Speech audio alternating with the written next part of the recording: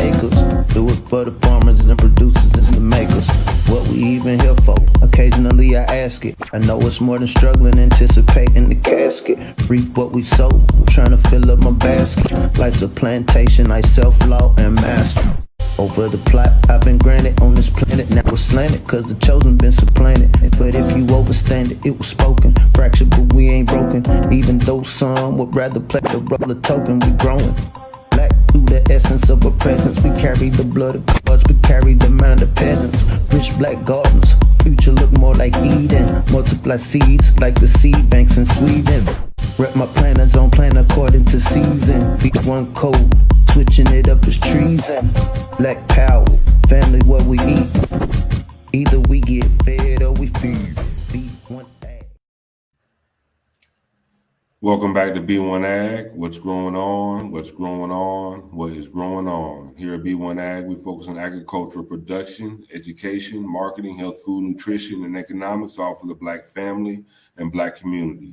I'm John Henry Harris, and we also have Farmer Brown, the MC.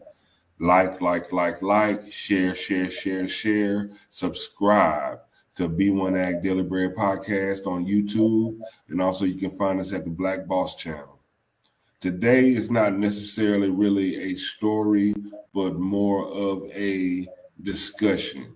We're really going to need, B1 Ag family, we're really going to need you to put on your thinking caps, opening up your ears, and we need to have a real discussion. This is about this is a real discussion, and we're really talking about keeping it real at the base of it, keeping it real. So today's discussion centers around what we really talk about here, product of nature, but we're also going to discuss how product of nature as it pertains to mRNA. Now, when we say product of nature, a product of nature is anything that is produced by life and includes biotic materials, bio-based materials, body fluids, and other natural materials that were once found in living organisms. Product of nature. Here at B1 Ag, we really push products of nature when it comes to our food, because that's what was naturally given to us to sustain us and give us our nutrition. And also as a product of nature, when it comes to business, anything that is a product of nature cannot be patented or owned or controlled.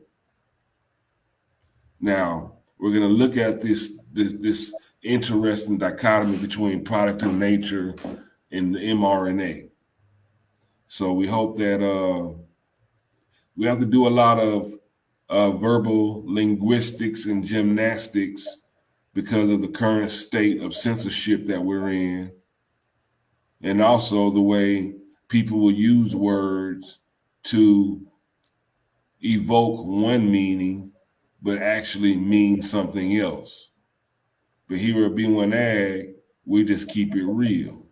So, Farmer Brown, what say you?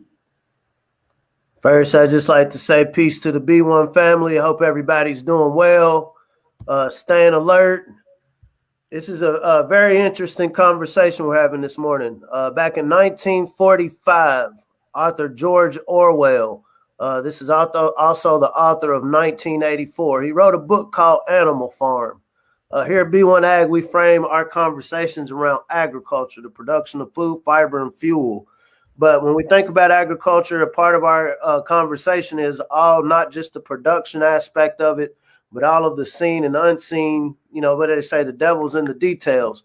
But Animal Farm, it tells a story of a group of farm animals who rebel against their human farmer, hoping to create a society where the animals can be equal, free, and happy. Ultimately, the rebellion is betrayed and the farm ends up in a state as bad as it was before, under the dictatorship of a pig named Napoleon. The same author, George Orwell, he coined the term doublespeak. And this concept of doublespeak means I tell you that we're doing good, but that really means bad. I tell you we want to be free, but that really means bondage. I tell you you're happy, but really you're sad. And so when as you're talking about this dichotomy, when we're applying it to when we talk about organic, with this buzzword of organic, we want to grow organic.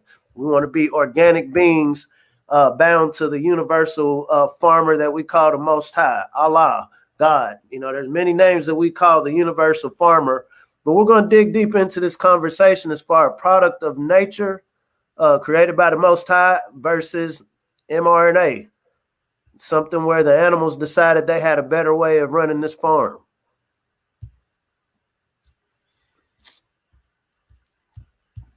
Now, the reason we even came to this topic today is it goes back to Supreme Court ruling 12-398. Is that correct? 12-398. 12-398. And this Supreme Court ruling happened in 2013. And it really has a lot of impact on what's going on today.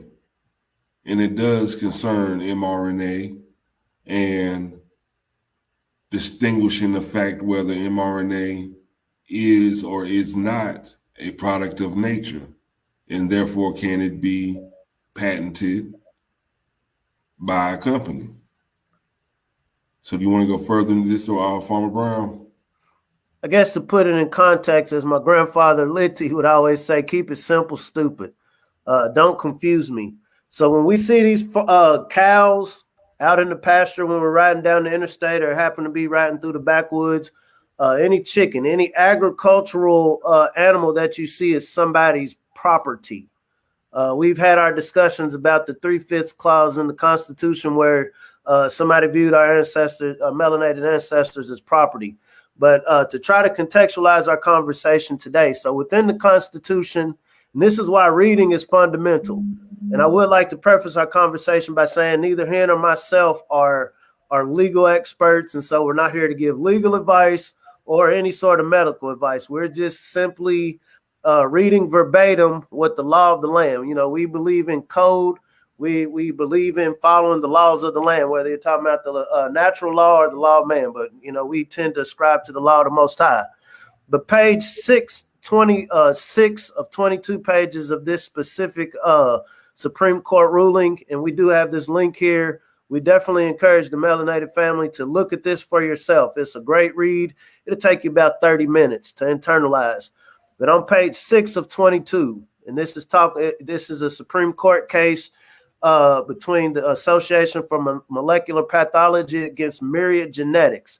Myriad Genetics, they've been in the lab and they cooked something up and they wanted to get a patent on it. When we think about some of the different research that's been done, some of the research that's been shipped over to Wuhan way, the thousands of them, I want the melanated family to internalize this conversation. And so on page 622, one such method begins with an mRNA molecule and uses the natural bonding properties of nucleotides to create a new synthetic DNA molecule. The result is an inverse of the mRNA's inverse image of the original DNA, with one important distinction. Because the natural creation of mRNA involves splicing that removes introns, the synthetic DNA created from mRNA also contains only exon sequences. This DNA created in the laboratory from mRNA is known as complementary DNA, cDNA. On the next page, page 7 of 22, large changes involving the deletion, rearrangement, or duplication of hundreds or even millions of nucleotides can result in the elimination, misplacement, or duplication of entire genes. Some mutations are harmless, but others can cause disease or increase the risk of disease. As a result, the study of genetics can lead to valuable medical breakthroughs. I hope the algorithm bots ain't trolling because we're just reading verbatim the law of the land. We practice the law of the land. Long story short, what this just said was, hey, there's nature, there's natural genes, there's natural nucleotides, all of the components of our genes when we think about the double helix. But if you're a company that comes up with a way to splice these, and I actually encourage the family not to digress. When you read through this, you'll see that this actually applies to farmers, because a lot of farmers were using some of these genetic manipulations to take care of their crops. They were wanting to fix nitrogen in the soil. And so there's different forms of bacteria that were used to fix nitrogen in the soil. And so the companies that had the scientists in the laboratory that came up with these models, they're wanting to go get a bag for it. Hey, I came up with a different way to fix this soil. The word mRNA came up, and that's why it kind of, triggered our antennas when it comes to this conversation in the concept of ownership, natures versus mRNA. Does this subject something to be owned by something if you're using an unnatural component? Fast forward page 13 of 22 to A section 101 of the Patent Act provides, whoever invents or discovers any new and useful composition of matter or any new and useful improvement thereof may obtain a patent therefor, subject to the conditions and requirements of this title. If I own something, say I came up with a device that, I can put it in your ear and it helps you to hear better. Put it in your ear in 2012, and then I realized in 2017, there was a modification I need to make. Well, since this is a product I made and I have proprietary rights over it, technically I have rights to the host of this product that I have in your ear. So I need to go back into your ear and tune it up a little bit to help you live better, to help you hear better. When we think about this animal farm concept, everybody wanted to live free and equal and happy. And so I think this is definitely a deeper discussion. What do you think, bro? Is it thinking too deeply? Well, I don't think it's thinking too deeply. I think it's not. I just think that people really need to make sure that they look at words, look at what words really mean, and pay attention to how people use words. We call it word salad. You know what I'm saying? It's like it's a very misleading way some people will use words or definitions or thoughts to make you think one thing when they actually mean another. Like we look at the fact checkers. That's why we have to, play a little verbal linguistics and gymnastics today, because the state of the world we're living in, you can try to say something and then you have these so-called fact checkers who we've come to find out are actually funded by a lot of these large corporations who are pushing these agendas, who have an incentivize these fact checkers to make sure that the facts that they check go in the way of these funders. You see what I'm saying? It's just a lot of misrepresentation. Whenever we can get flagged for misinformation when we're not even misinforming, we're telling you the truth, but because we present the truth in a way that may not go in line with these agendas, then we can be shut down. So at the end of the day, we at B1 Ag, we focus on products of nature, a product of nature. Tomatoes, lettuce, produce, vegetables, these are real products of nature. Anything else outside of that, it gets sketchy. Like even down to the fast foods. These fast foods are highly processed. A lot of ingredients are added. A lot of unnatural ingredients are added. That's why we really are proponents and advocate plant-based lifestyle. Now we have a lot of plant-based meats that are coming out to on the market and are being pushed to us as a safe and healthy alternative. But that word plant-based, what I'm saying, is it okay? It's even get to a point where plant-based, we think it means, okay, it comes from plants. but we live in a world where plant-based can become a brand name and not necessarily mean based in plants. Plant-based just be the name of the company. You see what I'm saying? So when you're thinking you're getting something made from plants, or it is a plant, but it might not be a plant that's necessarily food. So we think about eating. What was Adam? If you go with that concept, what was one of Adam's first tasks? You got to name and identify the plants and the animals within this proverbial garden. So Bos taurus or bovine, that's a cow, right? Bos taurus bovine. This is a cow. This is what the proverbial Adam named this cow.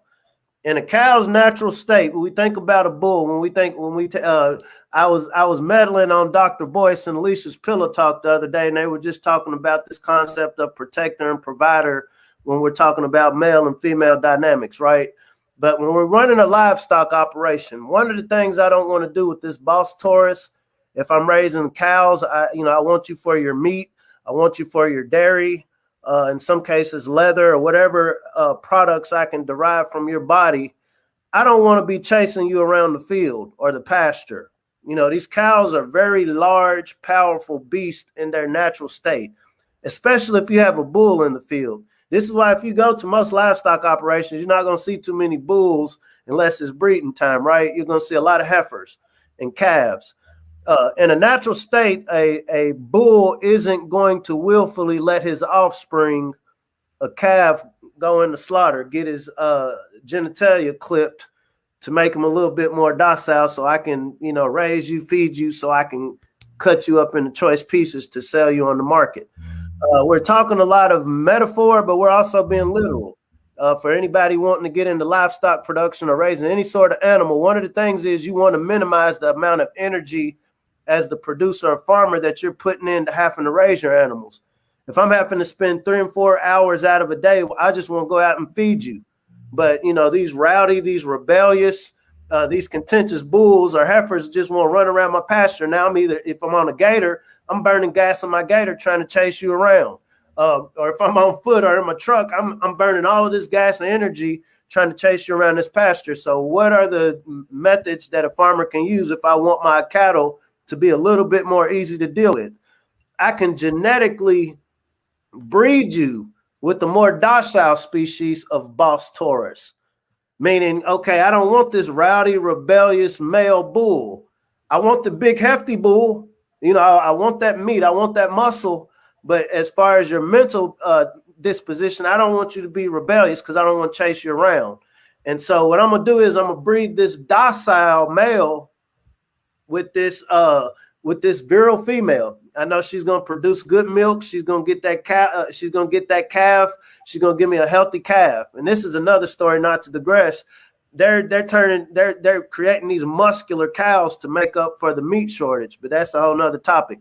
But saying that to say you breed things to be able to produce them with the most cost efficient and any energy efficient method that you can. So saying that to say, when we think about this concept of animal farm, what is the most efficient way for me to run the farm? I don't want my animals running everywhere. I don't want my goats, my sheep, my chickens. I don't want them running everywhere. I want them contained. When it's time for me to come feed them, I'm going to have this mechanism. I'm going to have a feeder, whether it's a chicken feeder or a trough. I'll have a call that my livestock are going to come to my feeder. When we think about media, it's a call, right? You're going to come to the feeder. You're going to eat the feed. It's going to get you good and fat. And I'm actually going to treat this feed with something that's going to get you fatter quicker, because the quicker I can get you fed and the least money I got to spend, the quicker I can get you to market and make some profit. We are living in a corporation, family. We are in a corporation. Let's just be honest. So you got to know that there's some people in the world, not everybody. Everything's not Illuminati. Some people are just capitalists. And I understand if I want to get the most out of my corporation, I need the most docile, because I don't want to be having to chase all of y'all around. I need the most docile, and I need you to produce for me, because there's something about you as an individual person or livestock, however you want to classify yourself, that generates revenue. Humans are energy. We're walking balls of energy, walking balls of light. And so I imagine the capitalist in me says, man, if I could harness the power that the Most High endowed upon these individuals that we call humans, what is a Homo sapiens, man, I would have a bag. If I can convince these cows, these livestock, that the only way you can eat, the only way you can survive, the only way you can protect your young is coming to this trough that I put out here. I don't want you to look at this, world full of pasture. I don't want you to think about the 1.9 billion acres just on North America that, if you decided to break through this fence, all of this grass that, is available to you. I want you to see your ability to survive is just within the confines of this fence that I put up. I know if you decide to run in nature, you'll knock this fence down. So there's other things I can do to keep you from taking initiative to knock this proverbial fence down, whether I'm using electric fence. And once again, this is applying technology to agriculture. You don't want to chase your cows around. So some people use their solar powered fences. You don't want to have this fence on 24 hours a day. So you understand psychologically, if I zap this heifer, if I zap this mother, and she's just giving birth to a cow on this fence, she's going, not only is she not going to go to this fence, she's going to keep her calf from going to this fence. If I can zap you economically, when we think about what's going on in New York right now, and I can't say this without being, there's thousands of people that are losing their jobs because, hey, I don't like this parameter. I don't, this fence is a little closer to me than what I would prefer. This fence called mandate. We'll leave it at that. And so what that's doing subconsciously, okay, news can frame it however news frames it, but then there's a generation of calves, generation of younger, citizens of this farm that's like, okay, I seen the distress that mom went through when dad went through when they came across this thing that said you have to get this to do this, and I don't want no piece of it. And so maybe I'll just back into this thing and not even give contention. So saying that to say that's equivalent to how I will breed a cow or breed a calf not to give me problems, so I don't have to chase it around this farm. Now, why would thousands of healthcare workers choose to not work as opposed to follow this mandate or breach this fence? We're going to refer to the mandate as the fence. A simple search, and it will tell you these are the first messenger RNA vaccine vase to be produced and tested in large-scale phase 3 human trials. These are the first messenger RNA vaccine vase to be produced and tested in large-scale phase 3 human trials. The advantage of mRNA technology compared to conventional approaches is that it allows for faster development and scale up of production. That's offense for some people. The fact that this is the first time it's been tried on this animal farm. That's offense. It's not necessarily a product of nature. It's not necessarily a product of nature. And this is becoming a bigger fight for those that want to live a natural lifestyle. With technology becoming what it is becoming and its integration into society, some say over integration into society. Just wanting to interact and be a natural being is becoming harder and harder on this farm. This fence is getting more and more confining as we search for natural pastures to graze. One of the groups involved in this court case was called Prometheus. I think Prometheus Inc. Prometheus. Who is Prometheus equivalent to? That's the bringer of light. I think this is Greek mythology. But saying that to say one group of people that decided I can be a better farmer than the Most High, I can do this better than you, is getting to a point where it ain't as many of us as it was before, right? And so what I'm going to do is bring in all these other people that are pretty, they agree with this fence. They agree with the parameters of this this mandated fence. And so y'all rowdy cows, y'all rebellious cows that are skeptical, or, you're not coming as quick to the trough as you once did. Hey, because time, you can't pause time. And I hope the melanated family understands this can be a great thing or a horrible thing. It's great because there's not as much constraints on this farm as our minds are being told that it is. And I tend to see, okay, a bully, when I know, hey, man, you might hit me, I'm going to start talking more crap to you. I need to scare you cows into submission. I need to scare you into the thought that you can't survive outside of my parameters. And since you're not going along with what I'm doing, I'm gonna bring other people in, even if it's disrupting my farm, because once again, getting agricultural, one of the unintended consequences of bringing in other animals from other places onto your farm, other animals bring diseases. And I'm not being disparaging of any groups, but specifically speaking. So say I have a livestock operation in Texas, and my livestock, they're getting unruly. They're getting sick. It might be some sort of sickness or virus or bacteria going on to where, they're not producing right.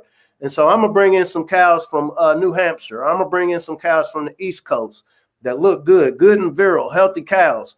Well, a bit of whatever environment that those cows were in on the East Coast is going to be different than what happens when you bring them to, say, Texas. And so what happens now, okay, I'm pooping on this grass, is going to create a new bacteria, meaning whatever lives within this ecosystem is now going to have to adapt or acclimate to this new input of bacteria. And like I said, I'm not referring to humans as viruses and bacteria, more so than the concept of whatever you're bringing from where you're at is going to affect the new place where you're going. And either I'm right or I'm wrong, but this is scientific. We follow the science here. So saying that to say, we see politically that other groups are being kind of moved around. We have people that's trained in military to be used as the people to make up for those that, in the medical field that chose not to stay within a certain fence. And so am I getting the best healthcare if I'm getting somebody that was trained in military to implement this healthcare? Am I going to get the best yield of beef or milk from a group of cows that was raised somewhere else to produce something else? And so saying that to say, this is one of the reasons why we stress at B1 Ag for the family to really understand the concept of seed to table. It is obviously the big piece literally is about learning how to grow our own food, especially in these uncertain times with all of this word salad going on, with a lot of this confusion. Like Nellie Fuller says, we want to get away from confusion. We want to be concise. We know we have to be healthy.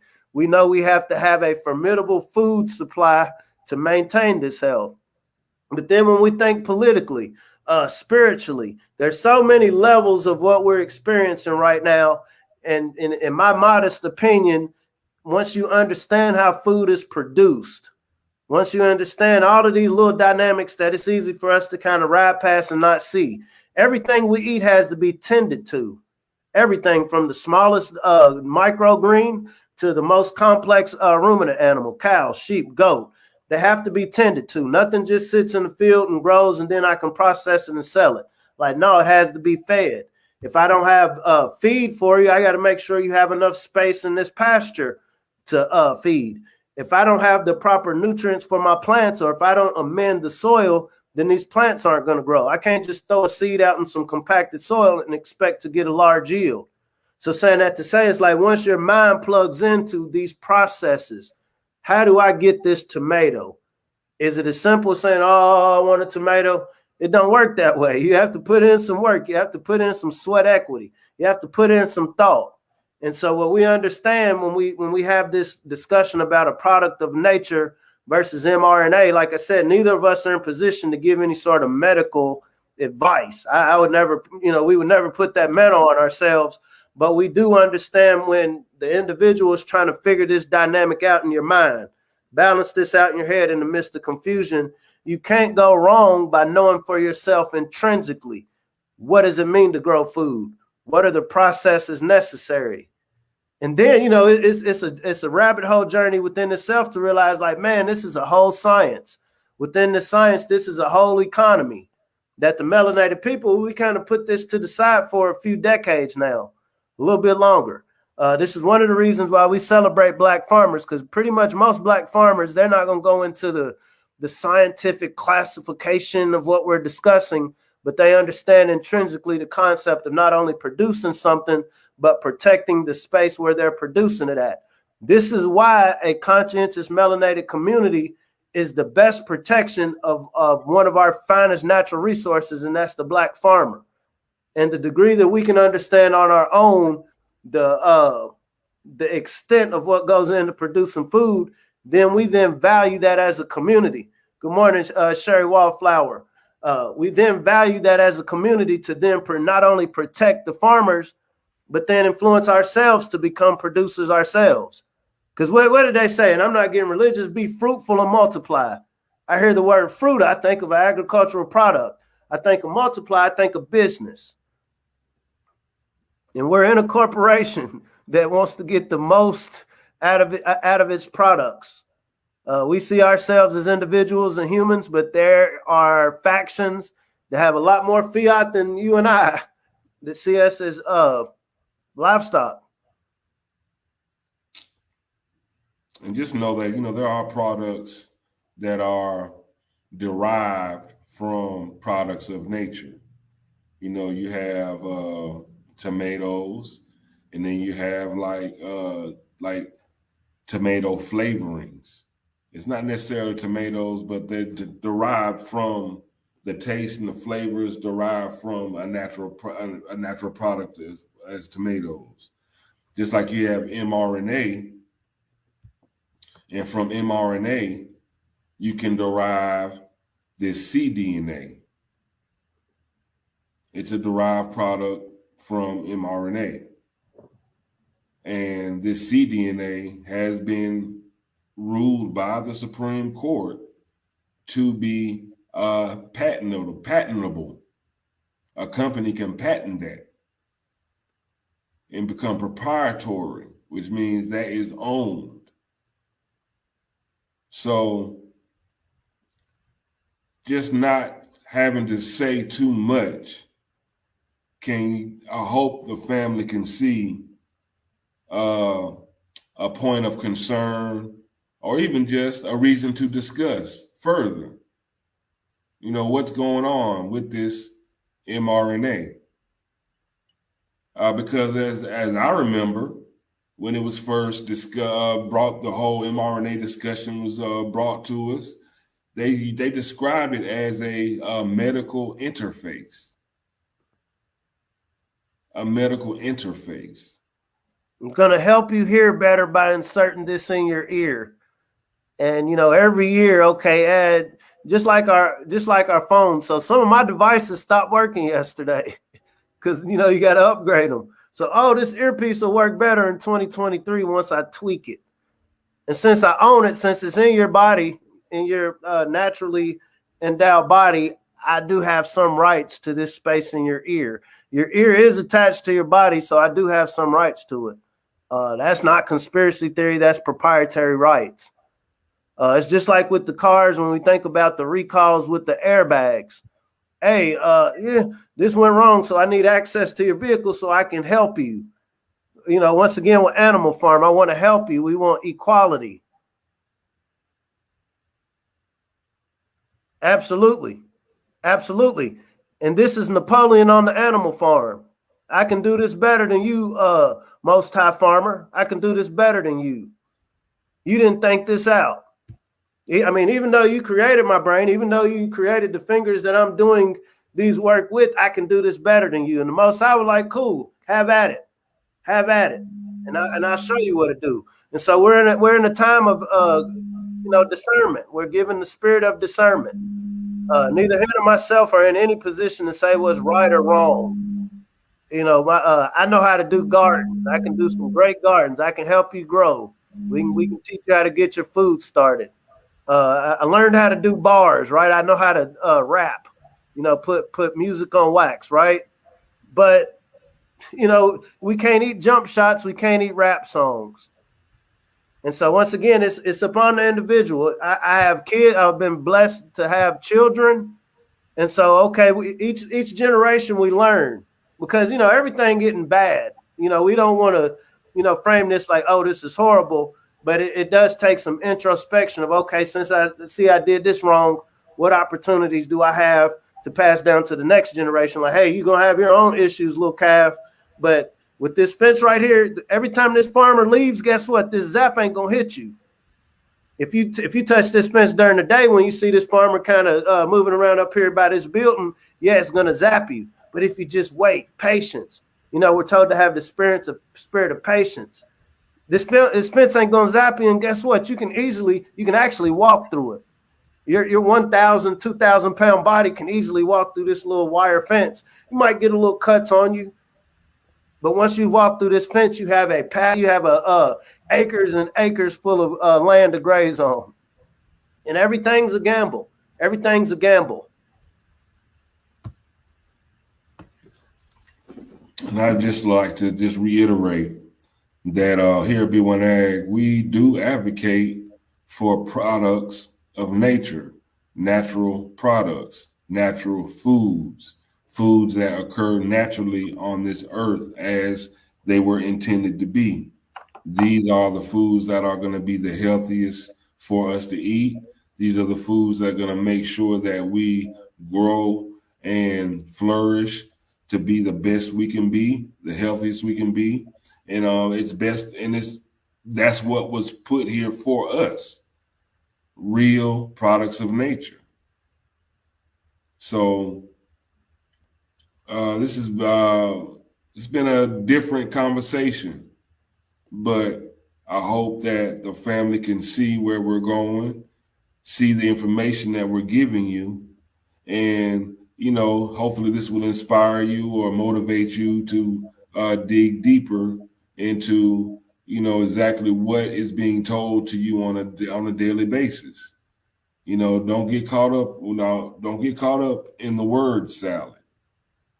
Get down to the root of what these words mean, and be able to discern how these words are used towards you, so you can interpret it the right way to make sure that you're getting a natural message and not just a derivative or just a slanted, perverse definition of what's really being said to you. Like I said, product the RNA is natural. mRNA and all the things that they can derive from that mRNA are not necessarily products of nature. Therefore, they can be patented and owned by a company. So instead of dealing with word salad, I'd rather eat just a real salad. Give me some lettuce, tomato, onions, carrots, things like that. These are things that I know. When you get outside of products of nature, the words seem to get very long and complicated. Nature is pretty simple. A lot of this word salad got E. coli, just like a lot of these reports coming out, a lot of the spinach and lettuce in a lot of these grocery stores, a lot of E. coli and salmonella breakouts. Once again, we're just trying to drive the point of why we need to get back to the garden, why we need to get back to growing, why we need to get back to the essence of what created civilization. My mom always told me, get advice from those who are doing what you want to do. What I want to do is be a part of a functional community and functional nation, right? Who are the people who at a point had a functional nation? And it's the people who got into agriculture, who got into not just the consumer part of how we eat, but got into the production of it. And we see that element that felt like that they could do it better than the Most High. We see what it's culminated into in 2021. A lot of what we see going on right now, family, is desperation. Nobody in leadership is ever going to no farmer is going to tell his cows, hey, I really don't got control over this farm. Because if the cows knew that, guess what they would do? If they knew that, okay, there's no feed in these silos, there's no feed about to come to this trough, I'm out. And so as a farmer, you want to maintain this this air of I'm in control. I got this. But we've watched just over the last year, if we haven't been watching for decades, because we know we got a lot of elders and wise people in our community that's been telling us about this. But once again, this is our opportunity to reassert ourselves in something tangible as I'll say simple as our food security. We see that there are changes happening by the second, by the millisecond to our food security, not just in the melanated community. That's our concern, but the whole global food system. Bro was telling me earlier, one of the things with Animal Farm, each group of animals felt like they were the best fit to run the farm. And so, okay, hey, we can do this better than the Most High. Now the pig thinks he can do it better than the horse. Then the horse thinks he can do it better than the chicken. Chicken thinks he can do it better than the dog. I was born into this melanated jersey. This is my team. I would never trade my team. And so the objective of any organism, any species, is to be the most productive, most virile, most the best that you can be of what you are. And so, you know, if I was put on this farm as a horse, let me not try to be a cow. Let me not try to worry about the cow's elements. Let me make sure we're going to have the best feeding opportunities for horses, right? Because in every animal on this farm, they have brains. You know, nature gives us these appendages. We adapt to different climates. And so it is upon the melanated family, because, you know, we keep saying we have no friends. I think Dr. John Henry Clark said, you have no friends. You have people that stay on you have or the other animals that stay on this farm with you, but the horse will never go out of its way to make sure the cow eats better than the horse. That will be counter nature. The antelope is not going to be like, now, how can I make sure this lion eats better? Well, I can tell you, as long as you make yourself available for the lion, he's going to eat better. But we're supposed to be fruitful and multiply.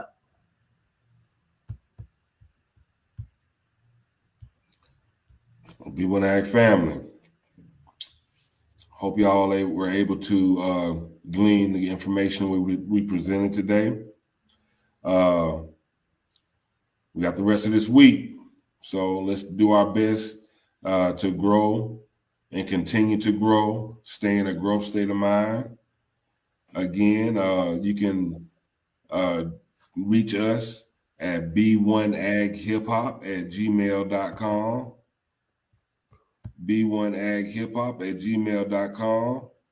Register to learn how to grow your own food at healthyblackfood.com. Learn how to grow your own food. You know, this is a way to deal with the fence is getting closer and closer and closer. With what land we have left, let's make sure that we cultivate it the best that we can and grow our own food. Food security is the name of the game. Food security is the name of the game. Small scale, localized food production is a great equation for food security. That's code. Code. The code is the leader. We want to eat. What can I do with my small skill set, my experience, whatever I'm predispositioned to do? I'm a math person. I'm a numbers person. I'm a people person. I understand science. What can I do to make sure that this group that I'm a part of gets to the next day and thrives for generations and generations?